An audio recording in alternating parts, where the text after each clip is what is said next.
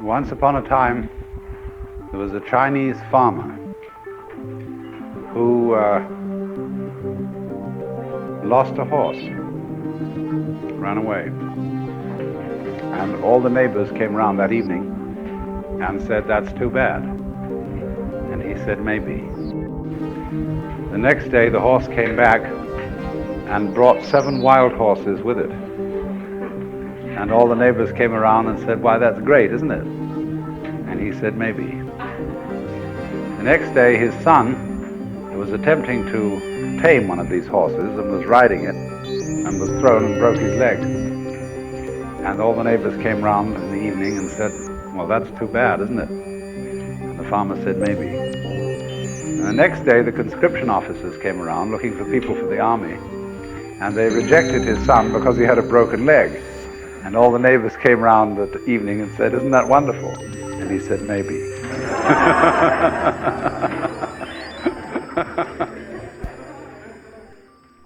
Hello? Hello. Hello, Jen. Hello, Kurt. How's it going today? It's going fantastic. Oh, I'm glad to hear it. I would have to agree with you. Well, here we are, episode 6 Episode 6 of Zen Farmer. Are you ready? Awesome. Thank you guys so much for your support. We've been having so much fun with this. It really feels like we're coming into a natural thing, and we've been getting great responses from everybody. A lot of interest from folks in the recovery and people who want to come and share their support. I mean, that's one of the bravest things you can do, right? Absolutely. And share your story, because you never know who might benefit from that. Being that we're on the internet, the whole wide world can hear our voices. On the interwebs. So, hey, person out there, Hey, you're stuck with us now. that's right. Awesome. Well, it is with great pleasure to introduce our guest today, Miss Sue Brower. Thank you so much for coming onto our program. Welcome, Sue. Thank you. It's a pleasure. Absolutely. Awesome. Basically, yeah, if you just want to kind of tell us a little bit about yourself. We know your wonderful daughter. Yes, we do. Who We have is- the privilege of Yes. working with her. She's amazing. Yes. Thank you, Thank Chloe. Thanks, Chloe. Shout out to the Crock Woo! Block. Woo! Setting us up with this awesome guest today. Yeah, Sue, feel free. Well, thank you again for asking me to be here. I guess I'll just share a little bit about myself. I grew up in a very large family. My parents had 8 kids in 12 years, and had a pretty normal upbringing. I am an Army brat. My dad was in the military for 27 years. Moved around a little bit, that kind of thing. But yeah, when I was in my late 20s, I found my life was just spiraling out of control. I always say I was a child of the 80s, so cocaine was the thing that everyone was using. And the first time I used cocaine, I thought of, at the time, you guys remember Huey Lewis in the news? Sure do. Absolutely. I want a new drug, won't make me sick. Yeah. That's what I thought I found. That, I would just want more. But by the time I was 27, it was so out of control. And I was widowed by that time, and had a son who was 9 when I went into treatment. So I was 27, and it took, there's this saying that I've heard a lot in treatment. 3 things bring you into treatment: a nudge, a grudge, or a judge. And for me, it was a nudge from my mother. Get it together, or we're going to talk about what's going to happen with custody of your son. So that was the push for me to get treatment. And I'll tell you, when I went into treatment, I knew nothing about recovery, nothing. In fact, so as I was finishing up my inpatient treatment, my counselor said, "Well, we're going to connect you with someone who is involved in a local recovery group." And I said, "We don't have those recovery groups. There's no such thing as that where I'm from." And he just kind of laughed. And sure enough, there was someone there. They hooked me up with a contact who then took me to my first meeting. And, I in the years since, because I will say that I am 61 now, so this has been some time, um, I've realized that there are many, many different paths to recovery. My story involves, working steps, and that's what saved my life. But so I actually was clean for 16 years, and went through a lot of things. The death of a child, several family deaths, and during those experiences, I never once thought about picking up again. But in 2006, I got this bright idea that I was working at a restaurant, a diner, and I thought, you know what, working here is so much fun. I just thought to buy it. That the extremes that we go to. It's not enough that this is a good job, you're making some money. No, I had to buy the place. Wow. So I became overwhelmed with all of that over the period of a year, and I relapsed. And I often think it's, the things that normally, like my program of recovery taught me, I need to turn things over to a higher power. Well, my thinking at the time was, I'm managing this restaurant. I can't turn the scheduling over to a higher power. No one's going to take care of this like I am. So, I took my will back. I took everything back. And within about a year, I relapsed after 16 years of sobriety. And I look back on that time and I think, I went through the death of a child, never once thought of picking up. I manage a restaurant, and I'm high within a year. And it just really made me reevaluate my life, my whole life. And one thing that I was taught early on by someone I called my spiritual advisor, excuse me, was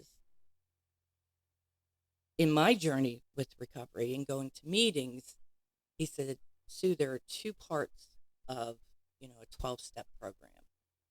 The one part you have down, that's the fellowship. The other part is working the steps. And in looking back, my life had changed so much. The one thing I didn't mention was that prior to going into treatment at 27, I was tending bar. That was my job. So when I came out of treatment, I had changed everything. No longer worked in a bar room, no longer had those same friends. So the fellowship was so important to me. And that's basically what my program was. So I changed everything, right? People, places, things.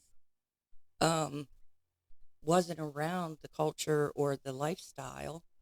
And my life was happy during those 16 years. But in looking back now, I think there wasn't a real strong foundation, that I then learned I had to have after the relapse. So I relapsed in 2006, and it was like 6 months later that a friend of mine, who is also in recovery, asked me to come work as a tech, where he was a tech supervisor. And I said, I can't do that. I just relapsed like 6 months ago. And he just laughed. I think, again, in looking back, he knew me probably better than I knew myself. And he said, you can do this still. So I started working as a tech and loved it. Loved it, And he would keep telling me as my supervisor, now, Sue, just don't forget that your recovery is not their recovery. And I said, yeah. I know. But I didn't know until, I don't know quite how to put it into words. I guess, so I've also in my career been a tech supervisor. And I guess the best way to put it was, with boundaries, a lot of times we find out where boundaries are by just stepping over. And the hope is that we don't step over too far that we can't come back. And in my career as a tech, I discovered I was putting all of myself into the people I was working with in treatment. I was also under really held the belief that there was only one way, and that was the way I did it. And excuse me. And and I had several experiences that made me realize, Sue, you don't know anything. You need to stop and listen, because working in recovery can be a wonderful thing, but it's not a substitute for my recovery. I love the way you put that, Sue. Within minutes of hearing your story and not even knowing each other prior to walking in these doors together, I know Jen feels it too. We're lit up with how much we have in common throughout this, and it brings me so much joy to be able to look into your eyes and say, well, this person is exactly what I am, what you are, the things that we have in common. Again, I'm a person of the restaurant background in the industry, and having to enter my recovery while working those jobs was pretty difficult, because so much of it is not only the alcohol use, but there's also all kinds of stuff that goes on behind the scenes that maybe the public isn't always so privy to. So yeah, that can be super challenging. But to hear you be able to come out of that and have that friend who was supporting you, to helping you see those things that were kind of difficult to see for ourselves, and again looking back on all of it, and like making it makes sense now, and it's just like a playbook, right? And although our recoveries are different and our pathways were different, what spoke to your heart must have really just shown you that light and that ability to want to move forward. Thank you so much. Absolutely. Awesome. Yeah, I can completely relate to a lot of what you said. I also entered into recovery in 2006. I also I attended 12-step programs. The steps also saved my life, and I can understand the difference between the fellowship and the program. I had to learn that the hard way myself. And then working in treatment and having our eyes open to different pathways. I was the same way. It was like back when I got clean, it was, we go to meetings now. This is what we do. Right. And, I just believed that was the way, and that was the way that worked for me. And then entering into working in with people one-on-one and understanding that not everybody wants to take that path, and what works for me might not work for them. So I can relate to so much of what you said. Right. I'm so grateful you're here today. This is Thank you. awesome. Me too. We're always Me too. making new friends. Everybody in the services that I had worked with, whether it was this commission, therapist, etc., said, Kurt, maybe bartending is probably not the best place for you at this point in your life. Right. And I would argue, like, that's what I know, and that's what I love doing. The connection with these people. These are my people. Right. My family had always owned bars and restaurants my whole entire life. I said, I cannot simply just walk away from that. So for 2.5 years in my recovery, I somewhat struggled through it, but I made it. I knew I had support there and people I could talk to and open up to and say, hey, listen, I'm feeling this way. Do you have a minute? Can I go sit down, have a chat or whatever? And they were awesome for it. But I knew, although I'm feeling good about it now, it may be, I got to listen to these people too and say it may be a matter of time for me until something happens, because we can't predict that as much as we try to prepare. And I had relapsed many times in the past. I had sought recovery, had been to jail, had gone through the ringer with it. And it wasn't until it really came from within for me that I knew that, delirium tremens, this is like one of the biggest indicators, I got to get into, have some support. Back, what I was getting at was, I'm thinking, although I love bartending and I love this scene and, I'm working with my family and the people I love, I really wanted to do more and just completely engross myself in the recovery community, because it had shown me so much of more than just putting drugs down, but becoming, more spiritually and self-aware. That was what was important to me. I wanted to learn more. I don't want to feel like myself again. Right. So it wasn't long. We got into the CRS program. The rest is history. We're Mhm. sitting here today, right? Yeah. And you had gone on to work in recovery services. Yes, yes. Like I said, in 2006, I started working as a behavioral health technician, and then was promoted to tech supervisor. And I had been thinking for quite a few years, I would like to be a counselor to work in the field. I had two little girls at home, and so I decided, I gosh, probably I was in my late 30s, early 40s. I went back to school. I went online, worked full time, and did school. And eventually I became a counselor. And since then, I've worked inpatient, outpatient. I've worked in methadone and Suboxone. Um, I was clinical supervisor for a time. And right now I'm working at halfway house level of care. And yeah, it's been great, and I've had the opportunity to see. When I first got sober was 1990, and the views on MAT, medicated assisted treatment, um, I mean, no one was open to it. I remember when um, buprenorphine was first developed and introduced as a medication to help with opiate withdrawal. And I'm the first to admit I was very judgmental about it. Like, again, my way's the right way, and I had no idea what, you know. So there's a. I wish I would have brought my big book, but there's a reading in the back of it that talks about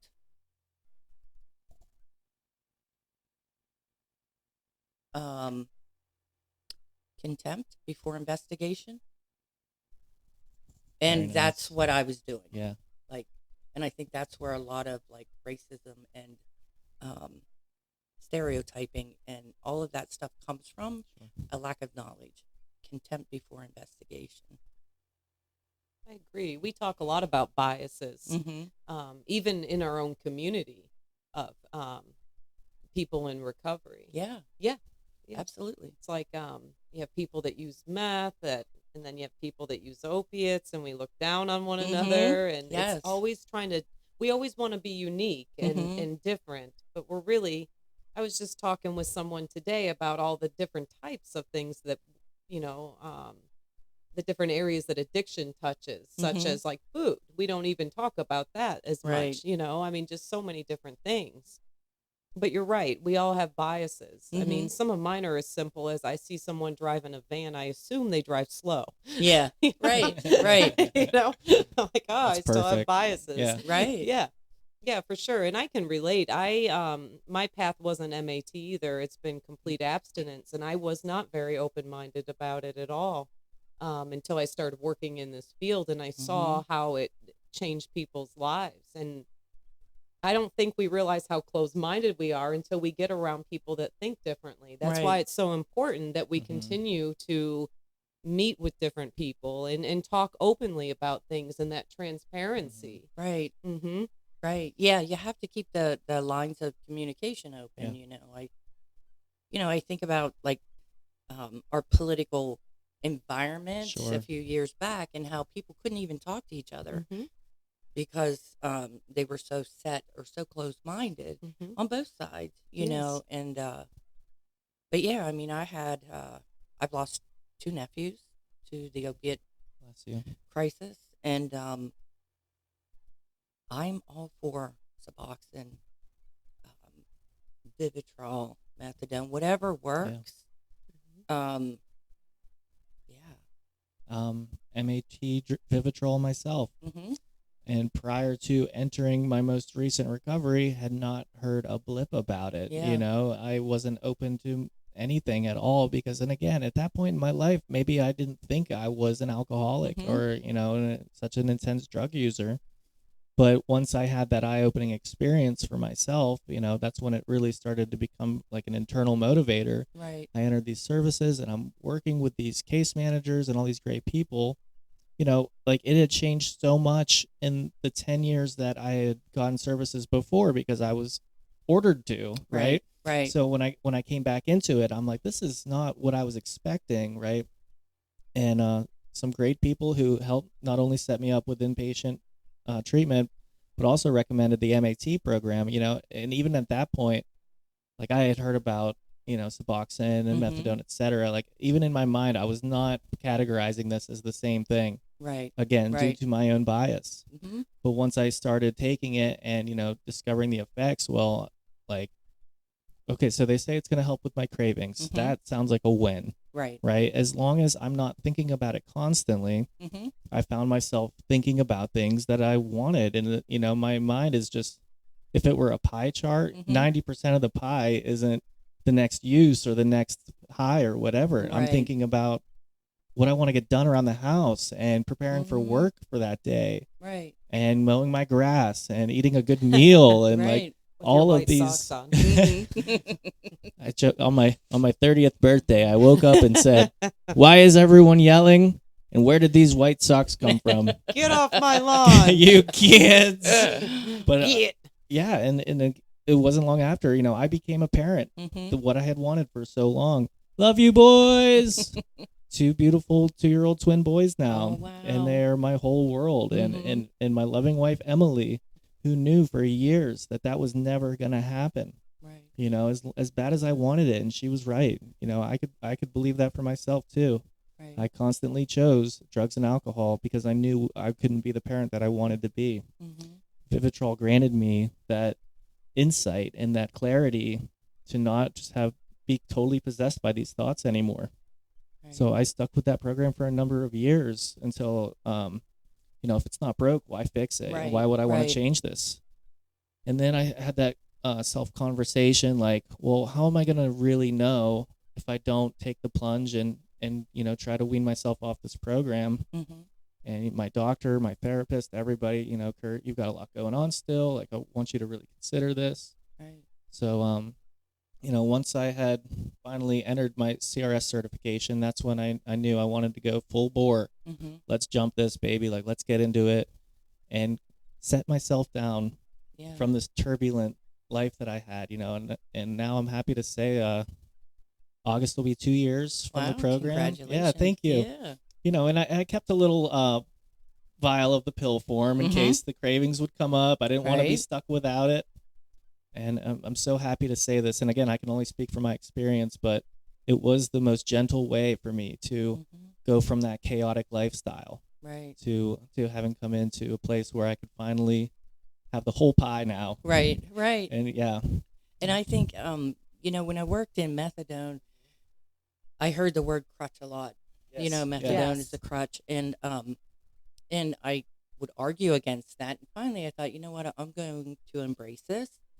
So what I used to say, and I still say, is that okay? So if methadone or Suboxone or Vivitrol, if you want to call it a crutch, what do we use a crutch for? We use it when we break a leg, a bone, right? And we use it until we heal, right? We need that extra Yeah. help until we heal. Absolutely. In that respect, okay. Yeah. Then It's a support. yes, until you can get. Mhm. I had a friend that actually my sponsor used to say, "Sue, your mind is like free ticket day at Coney Island, and all the rides are running." And I think if I had had something maybe back then, because I was focused on, there was just so much going on in my mind, and a lot of it had to do with I missed cocaine, I missed alcohol, I missed that, and I often think, would I have? I think something like Vivitrol could have really helped me, because I had a lot going on. I was a young widow. I was raising a 9-year-old son who was acting out because of, how He's I trying had to lived. process. He's trying to process Right. everything. Yeah. Right. But I like the way you talk about, Thank you. your how it settled your mind. Yeah, sure. And again, at that point in my life, when I was just entering that program, I knew nothing about it. Mm-hmm. So of course, I kind of come comfortable with the idea that I'm always going to be slightly paranoid. I'm always going to be a what ifer, you know, and like I just know when those thoughts arise, I know how to better prepare and Right. deal for them. Right. You know, and when I first introduced the idea to people who may not be familiar with it, again, you know, I got to give that disclaimer that I can only speak from my experience. But Right. let me tell you, I mean, it really offered me some clarity. Mm-hmm. So I'm 100% ultimately thankful for that. Right. Mm-hmm. And I've also learned, even with the years I've spent working in treatment, been in recovery, and the things I've learned, I am the last one to judge what, even the clients I work with now, I tell them that I will work as hard as you. I'm not going to work harder. And that I view recovery and my job in that position as it's like pieces of a puzzle. They're all inside of you. Right now, they're jumbled. Yeah. My job is just to help guide you in That's great. putting them back together the way they work for you. So the one thing that has always stuck with me that I learned in the rooms was we don't give advice. We share experience, Yes. strength, and hope. Amen. So I always remember that. I don't tell my clients what to do. I don't. No, and we support them where they're at. Yeah, and whatever they exactly. decide. Mm-hmm. Like we can only say, when something similar happened to me, this is what I did. Yes. But whatever you decide, Mm-hmm. we'll support you. Right. In it. Yeah. Because we are just a collection of our experiences. Mm-hmm. Absolutely. And you're right. The puzzle pieces are in there. And Mhm. all the answers are here. I was Right. always seeking answers. I was reaching out to find the answers, Mhm. to fill the hole within Right. me, when really it was always inside. Right. But we need that guidance Mhm. to figure that out. But we all do it at a different pace. Right. And Yeah. isn't it cool when you're working with someone or talking to someone and you see them get it? Yeah. Yes. Like, Yes. it's just To like their connect. whole perspective Yeah. just, I tell the guys I work with, it's like someone takes your world and just shifts it. And you're Mhm. like, oh my God, there it is. Mhm. Yeah. That's what the it is. The it. Yeah. Yeah. Yeah. It's all our perception Mhm. too. It's like as I change internally, my outside world looks different. Right. Right. I don't see doom and gloom everywhere now. Right. Life is beautiful. Is it always easy or Mhm. convenient or perfect? No, but it is beautiful. It is. Yes. It is. I didn't feel that way for many years of my life. I was angry and I saw everything as Mhm. like the glass is half, Right. half empty. That's Right. just the way I saw things. And I was really, I think as we seek to find where we fit. Mhm. I mean, it's like a disease of isolation. It is. We grow up, I always felt different. I never really knew where I fit. I was always seeking answers again outside of myself and trying to fix myself. Mhm. Right. Can't fix a sick mind with a sick mind. No. You know, that's been my favorite old trope lately is the opposite of addiction is not using. The opposite of addiction is connection. Right. Mm-hmm. I mean, we look at ourselves in the mirror, and although we see us, the image is reversed. You know, it's not an incredibly accurate representation. It takes another person to see us as we are, Right. to be able to let us know, and to give that feedback, like you're on the right track, Mhm. point things out. Jen, she has the greatest quick summation of what our jobs are. We're pointer outers. Mhm. I'm not able to see everything because I am clouded by my own experiences. Right. What a wonderful thing, and to be in an environment that's so open and vulnerable. Mhm. That's when we can really get to the core of some of these situations. Right. And hearing it come from somebody else, I don't think there's anything more powerful. Right. No. Right. The powerful words, me too. That isolation breaks Mhm. away. Mhm. Right. I love it. I absolutely love it. And that's often how I describe, like, I work with a lot of clients that have either been harmed by religion or they're very angry at Mhm. even the concept of a higher power. And I heard a priest one time at a meeting say, spirituality is whatever it is that makes me connect with you. Yeah. Like right now, Mm-hmm. we're connecting, Jen. Mhm. I can't grab it. I Mhm. can't see it, but I You can know it's feel it. there. Yeah. That is spirituality. And that, when I heard that, I was like, That's thank perfect. That's it. Yeah. thank you. Oh, I just need to know where to start, Mm-hmm. you know. Absolutely. Such good stuff. yeah. I think I was pretty resistant to programs because, of my own set of faiths and the things that I was thinking when I was younger. And I no longer believe that stuff because I agree with you 100%. I've always wanted it to be an individual's strength to Mhm. decide what it means to them, Right. what that higher power really means to each individual person. Mhm. If I start telling somebody what to think, I don't believe that they're going to accept that very well. But for them to discover it themselves Right. and have that their heart speak to that power is where it really comes in. Right. One- That's where the journey is. Yeah. 100%. Yes, that is the Mhm. journey. Yeah. That is the journey. I completely agree. Spiritual elephants. Yes. Elephants don't stop growing. They just get bigger and bigger. And that's how you know who the oldest one is. Uh-huh. Look at homie in the back. That's grandpa for sure. As humans, we do reach a final stage in our physical form, but Mhm. we cannot stop learning. Right. No. There is no cap to this. No, And that is so exciting. it is exciting. What am I going to learn today? Yeah, the evolution of our spirituality and to see our full potential in this form is just absolutely amazing. I can't forget anything, really. Because you're an mean, elephant. Yeah, spiritual You never elephant. forget. Mhm. Our brains are like honestly the most amazing devices Mhm. ever, and when you connect it to that other incredible organ in our chest, what aren't we capable of as people? Right. Yeah, we're our own worst enemy. I'm the one that gets in my own way. Mhm. Yeah. And once we realize that too, then we're able to kind of walk through those fears. But I couldn't do that without a higher power, without Right. faith. I'm a coward by nature. Right. Mhm. Right. Yep. Thanks for putting it all out there, guys. I know, this was This great. is so cool. Yeah. And the things I used to fear and the shame, the guilt, that Oh, self-hatred, just keep your mouth shut. Nobody wants to hear that. Mhm. No longer, Yeah, man. and the fear Right. of judgment. I mean, Yeah. you even share how you're feeling, that fear of judgment. We're so afraid to be vulnerable. And look at us Right. now. We're talking to maybe 40 people by the time Mhm. this is done.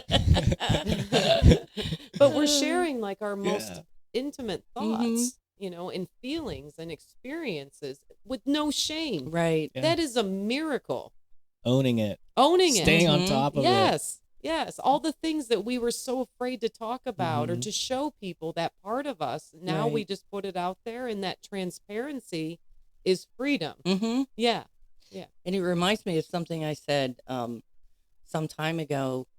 I have an older son who he struggled with addiction himself and went through treatment, and he's been sober for 20 years.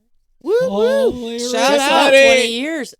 But I remember someone asking me probably about a year after he had completed treatment, how's he doing? And I said, I couldn't have prayed for it to go this well because I didn't know it could be this good. Like, you can't pray for something that you don't know understand. exists. Yeah.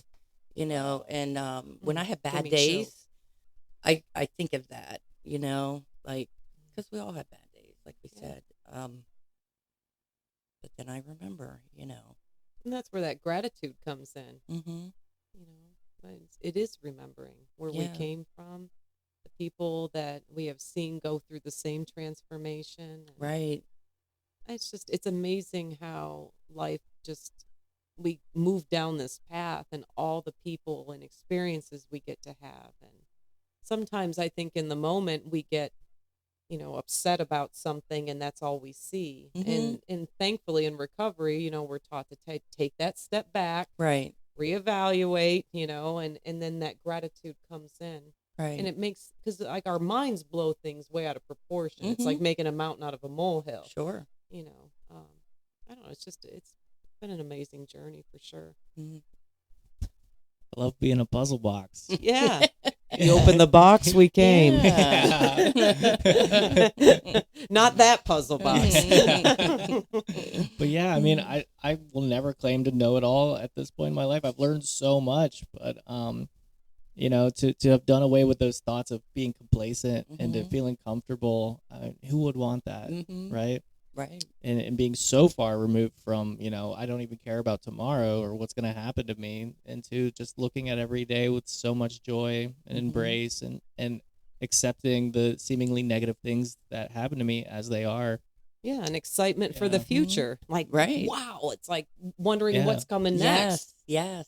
And that's where that faith and trust comes in too, Mhm. because I know my higher powers got this. Right. Yeah. Right. And I like nothing I say is original. Okay? No. I heard it somewhere Yeah. before. Mhm. Again, my spiritual advisor said to me one time, it was during a period of time where there was a lot of change going on in my life, and he said, "So you know that God doesn't close a door without opening a window." And I Mhm. said, "Yeah, I know that." And he said, "But sometimes it's hell when you're in the hallway." Mm. And he said, "Right now you're in the hallway, and that's where faith really, where you really work those faith muscles. Yeah. Sometimes isn't there a song, "The waiting is the hardest part"? Waiting is Yeah. Waiting Tom is Petty? the hardest part. Yeah. Yeah, that's it. Yep. Mhm. And sometimes that's, And that's it. And I think that's how we develop Mhm. trust. yes, Because yes, trust is different than faith. it is. Trust is like, okay, all right, Mhm. guess we're doing this. You Mhm. got me. I'm scared to Right. death, but I'm going to keep putting one foot in front of the other. Faith is like, yeah, maybe. Mm-hmm. Right. It's possible. Right. Big difference. Right. Yeah, for sure. On waiting, and The fear of the unknown. right, but Mhm. like turning that into just appreciating and loving this moment Mhm. with Sue and Jen and sitting in this room together. Yeah. And my conscious wakeful mind that's really it for me. Mhm. And of course there's things I look forward to, and then there's memories that I love having, but it's really come to this moment is what has made my life so special, being able to take things as they come. Right. Yeah, being in the moment, shutting our minds off. Like we talk a lot about learning from our children. Like you watch little children, they're completely in the moment, Mhm. so engrossed in Right. what they're doing. They don't Right. have a care in the world, and that's what I want to be. Well, and that reminds me of something that a mentor early on in this field taught me was whoever's in front of me in the moment should be the most important person in my world, Mm. Yeah. because nobody else needs me. There's nothing else, I need to be doing except giving my full undivided attention, heart, soul, whatever, to that person who's talking to me Absolutely. moment. Yeah. And I think that advice maybe it has done me well. Right.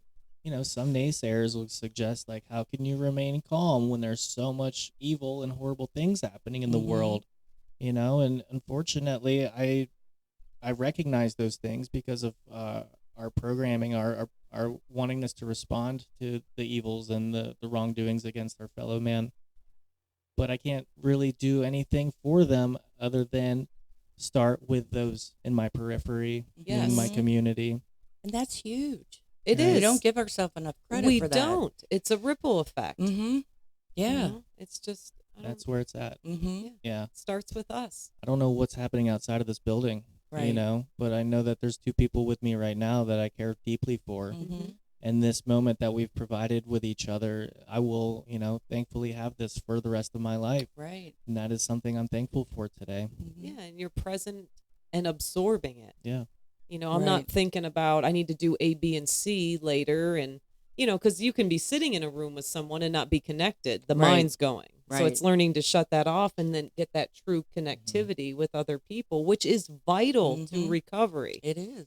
We Yeah. did not have the ability to do that when we were using. That's what I believe I was looking for. Mm-hmm. Because you give me a drug or a drink, the awkwardness goes away. I'm able Yeah. to talk to people. The mind shut off. I think I'm the greatest thing on the on the Right. planet. Right. For that, Mhm. however long the effects of that drug is working, and then you get rid of that. You enter into recovery, and it's difficult to learn how to even talk to people. Right. I was terrified of people. Mm-hmm. Right. Yeah, me too. Big time. Yep. Who do they see me as. It was always one of my biggest concerns. And That and self-centered fear. am I doing a good job of living up to someone else's expectations? Who, and in that case, I don't even know what those expectations really are. I'm the one assigning this on someone who didn't ask for that. Right. Because it's always about us. Right. We Yes, make it bingo. always about us. Yeah. And we think we're mind readers and every other thing, you know.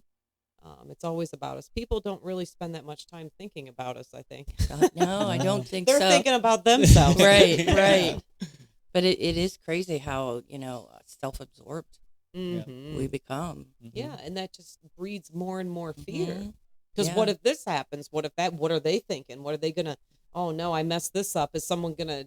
Am I gonna get in trouble for this? Am I gonna this? Is someone gonna find out? I mean, just those. Right. And how do I look weird? I'm like sitting Right. like this. Does it look weird? Is everybody looking at me? Oh, it's just that constant inner dialogue. Do they know that I don't know that I know that they know No, that this person knows?